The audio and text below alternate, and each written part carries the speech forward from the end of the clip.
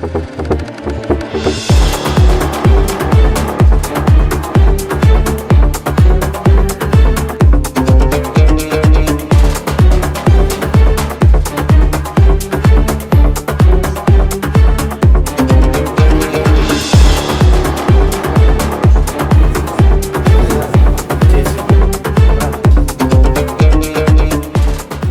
alaykum, hurmatli xalqaro ilmiy amaliy konferensiya ishtirokchilari. Barchangizni bugun ko'rib turganimdan juda xursandman.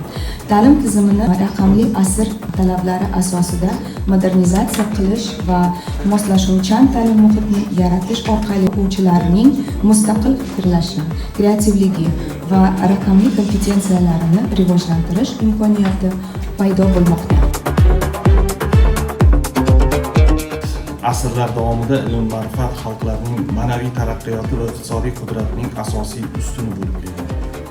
Bugun biz mana shu ulkan tajribalarni, buyuk jadidlar orzu qilgan taraqqiyot sari intilishni raqamli texnologiyalar asrida yangi bosqichga ko'tarish imkoniga egamiz.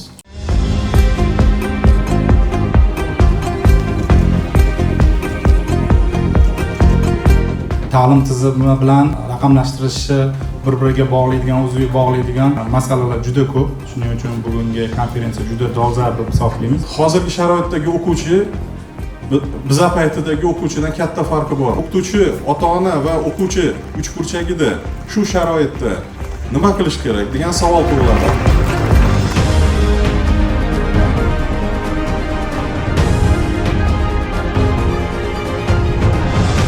Umumiy o'rta ta'lim maktabining sinflari, fanlari va mavzulari kesimida raqamli ta'lim resurslari hamda multimediali vositalarning yagona bazasini shakllantirish.